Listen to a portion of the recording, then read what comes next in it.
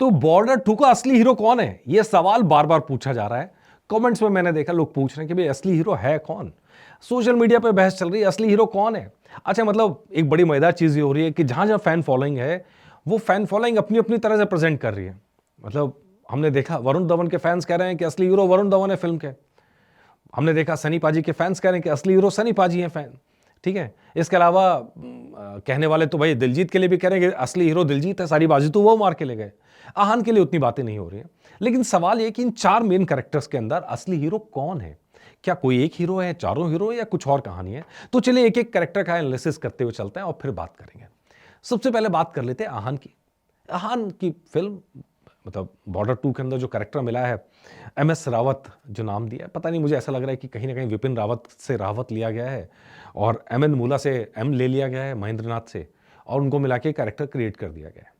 लेकिन पूरी फ़िल्म के अंदर अगर बात करें तो स्क्रीन टाइम के हिसाब से अगर आप देखेंगे या रोल के हिसाब से देखेंगे, तो शायद हीरो तो हैं फ़िल्म के मतलब अगर मल्टी स्टारर फ़िल्म के हिसाब से कहें, तो फ़िल्म को हीरो तो हैं लेकिन नंबर 1 हीरो तो नहीं कहे जाएँगे।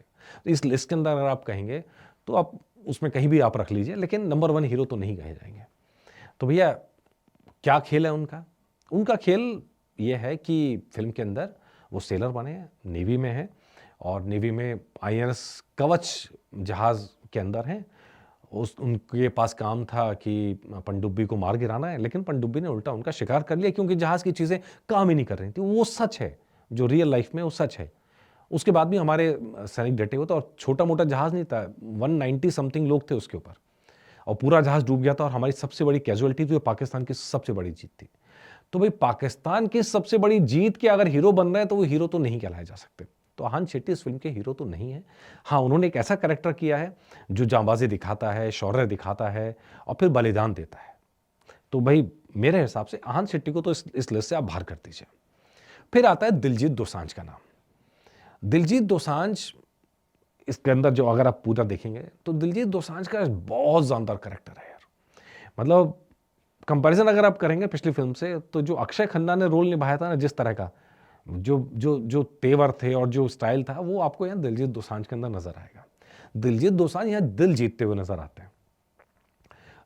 जैसे ही कैरेक्टर इंट्रोड्यूस होता है, कैरेक्टर इंट्रोड्यूस करने में उनका शायद तीसरा ही नंबर आता है, ये फ़िल्म इंट्रोड्यूस होती है। तो अब अगर उस इंट्रोडक्शन के हिसाब से चलेंगे तो फ़िल्म में उनका नंबर 3 नंबर पे है, लेकिन जो परसेंटेज है मतलब उनके चाहने वालों की या उनके कैरेक्टर की, वो शायद थोड़ी और ज़्यादा है।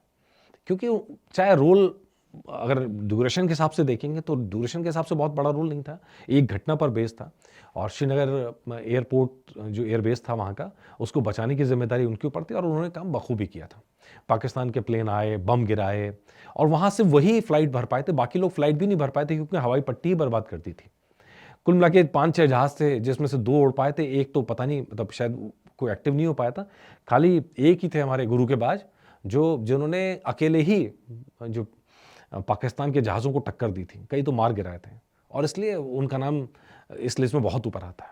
तो बहादुरी के किस्से के हिसाब से उनका नाम ऊपर है, ड्यूरेशन के हिसाब से शायद उतना ऊपर नहीं, लेकिन इम्पैक्ट के हिसाब से उनका रोल ज़बरदस्त है। लेकिन स्टिल अगर फ़िल्म के लीड हीरो की बात करेंगे तो हाँ, 3 में से 1 हीरो आप उनको कह सकते हैं, लेकिन ओवरऑल प्रेज़ेंस के हिसाब से और टाइमिंग के हिसाब से शायद वो नंबर 1 हीरो इस फ़िल्म के नहीं है। नंबर 2 पर फ़िल्म वालों ने जिनको रखा है, मतलब जिन्होंने फ़िल्म वालों ने ही जिनको रखा है, वो है वरुण धवन। क्योंकि सबसे पहले फ़िल्म में एंट्री सनी देओल की दिखाई गई है, नंबर 2 पर एंट्री वरुण धवन की दिखाई गई है। ठीक है जी? वरुण धवन दहिया साहब का कैरेक्टर करते हैं और होशियार साहब जो हैं वो दुःख में डूबे हैं, उनकी अपनी बैक स्टोरी भी है, वो भी दिखाई गई बैक स्टोरी। अगर आप इस बैक स्टोरी के हिसाब से देखेंगे तो आहान की बहुत बैक स्टोरी दिखाई भी नहीं गई इस कैरेक्टर को, उस तरह से डेवलप भी नहीं किया गया। दोनों के दोस्तों के साथ आता है मतलब दिलजीत और वरुण धवन का जो कैरेक्टर है, उनके साथ में बीच में ज़रूर आता है लेकिन अलग से कुछ नहीं है। तो ये दोस्ती यारी दिखाई जाने वाली बात है। लेकिन वरुण धवन का कैरेक्टर शुरू से लेके आखिरी तक रहता है, दम दिखाता है। अगर कैरेक्टर की बात करें तो वो कैरेक्टर जीत हासिल करता है। बाकी दोनों जगह उस तरह से जीत में कन्वर्ट नहीं होती है चीज़ें, उस तरह जीत दिखाई नहीं गई। लेकिन हाँ, तिरंगा फहराने की ज़िम्मेदारी अगर किसी को मिलती है, तो वरुण धवन को मिलती है। तो इस नाते आप उनको हीरो कह सकते हो। लेकिन जब ड्यूरेशन की बात आती है और इम्पैक्ट की बात आती है, तो इस फ़िल्म में नंबर 1 की बाजी मार के ले जाते हैं सनी देओल। फ़िल्म में सबसे पहले एंट्री होती है सनी देओल की। सनी देओल की कैरेक्टर के अंदर इमोशनली डेप्थ भी दी गई है, डोमिनेंस भी दिया गया है। वो लीड भी कर रहे हैं सेना को, उन तीनों को भी लीड कर रहे हैं, चीज़ों को भी लीड कर रहे हैं, वॉर के अंदर विक्ट्री भी हासिल करते हैं और फिर वरुण धवन की मदद के लिए भी पहुंचते हैं। जहाँ तक गाने की बात है, वरुण धवन के पास गाना था। जहाँ तक गानों की बात है, दिलजीत दोसांझ के पास गाना था। सनी पाजी के पास गाना नहीं था इस फ़िल्म में। वो तरम पम पम में जब सब साथ में आते हैं तो सनी पाजी भी साथ में आते हैं। तो इसी तरह जो इमोशनल गाना है उसमें है, लेकिन वो गाते नहीं हैं सनी पाजी। वो तो हमने देखा जब गाना रिलीज़ हुआ। तो ये अगर आप देखेंगे चिट्ठी संदेश आते हैं घर कब आओगे में, तो उसमें सनी पाजी रहते हैं, लेकिन एक पार्ट है। तो अगर उस प्रोमिनेंस के हिसाब से देखो, गाना तो दिया नहीं गया, लेकिन ड्यूरेशन अच्छा खासा है, डोमिनेंस अच्छा खासा है, प्रेजेंस अच्छी खासी, डायलॉग्स अच्छे खासे हैं, तो भाई इस लिस्ट में तो नंबर 1 पर है। लेकिन मेरे हिसाब से इस पूरी फिल्म में अगर कोई हीरो है तो वो सेना है। बाकी सब अपना अपना कैरेक्टर निभा रहे हैं, लेकिन ओवरऑल मुझे ऐसा लगता है बाकी फिल्मों के मुकाबले में इस फिल्म में थोड़ा सा डिफरेंस है। किसी के पास स्क्रीन प्रेजेंस जो भी हो, ये फिल्म उन शहीदों के लिए बनी है जिन्होंने देश के लिए कुर्बानी दी है। और मेरे हिसाब से, जो मेरी अपनी राय है, इस फिल्म में असली हीरो वो शहीद ही हैं।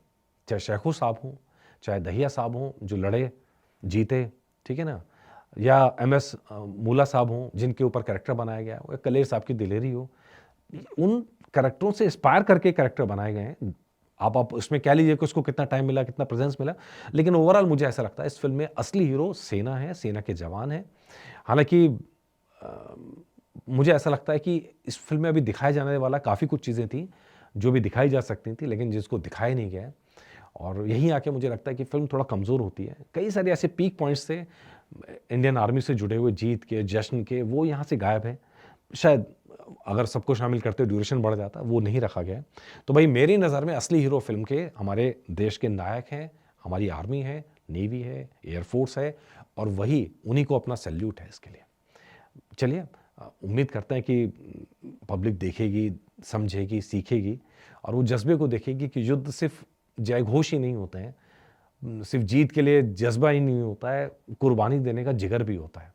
वो इस फिल्म का पेन है, वो इस फिल्म का पावर है, वो इस फिल्म का जज्बा है, और वहीं आके फिल्म जीतती हुई नजर आती है, कोई भी कमी हो उसके बाद भी। ठीक है जी।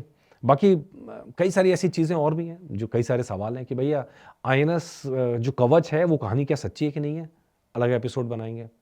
तो होशियार सिंह के कैरेक्टर के अंदर जो दिलेरी दिखाई गई, क्या सच में ऐसा हुआ था, नहीं हुआ था, चलिए उसके ऊपर एक अलग एपिसोड लेके आएंगे। ठीक है जी। जो चीज़ें इसके अंदर दिखाई गई हैं, शेखू साहब का जो कैरेक्टर था, क्या सही में ऐसा हुआ था, इसके ऊपर भी एक एपिसोड लेके आएंगे। तो रियल लाइफ में जो घटनाएं हैं कितनी सच हैं, कितनी अलग हैं, उसके ऊपर अपना एपिसोड करेंगे, कुछ देर के लेके आते हैं। ठीक है जी। बाकी ओवरऑल फिल्म की बात करेंगे तो हमारे हिसाब से फिल्म को पूरे नंबर है, क्योंकि एक ऐसा मैसेज है, थोड़ा डिफरेंट तरीके से मैसेज देने की कोशिश की गई है, कुछ डिफरेंट चीज़ें करी गई हैं इस फिल्म के अंदर जो इस फिल्म को खास बनाती हैं, और उसके ऊपर हमने पूरा एपिसोड किया है कि 10 बातें बॉर्डर की जो खास हैं उसके ऊपर ज़रूर देखिएगा। नमस्कार।